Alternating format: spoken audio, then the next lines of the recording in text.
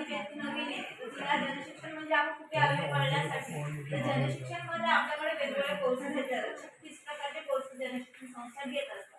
रायगड जिल्ह्यामध्ये प्रत्येक गावामध्ये जाऊन आम्ही वेगवेगळे कोर्सेस घेतो. त्यामध्ये आपण कुशन मेकिंग असेल, वारली पेंटिंग असेल, हँडीक्राफ्ट आहे, फुलं बनवणे आहे, त्यानंतर म्युरल आर्ट आहे, ज्यूट बॅग मेकिंग आहे, इन्फंट्री म्हणजे लहान मुलांचे जे आता बाजारात येतात ना लोड असतात, खुशी असते, त्या पद्धतीने सुद्धा आपण शिकवतो.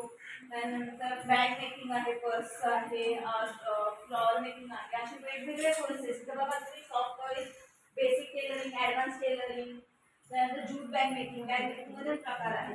आणि हँड एम्ब्रॉयडरी, हँड एम्ब्रॉयडरी हा सुद्धा आपल्याला खूप चालतो. म्हणजे टेलरिंग झालेल्या बायकांचा हँड एम्ब्रॉयडरी हा क्लास केला तर त्याच्यावर तुम्ही जर ब्लाऊज शिवायला आला आणि तुम्ही त्या मॅमला बोलत आम्ही असं वर्क सुद्धा करून देतो, तर तुम्ही बाजारात बघायला गेला तर एक छोट्या पॅचची किंमत 50 रुपयापासून सुरुवात होते.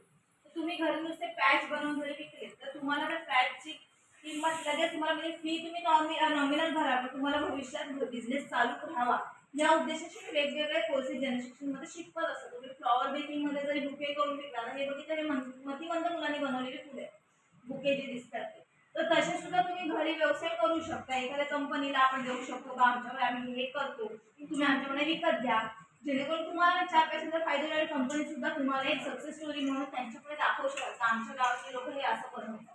ते असे विविध कोर्सेस जनशिक्षणमध्ये घेतले जातात.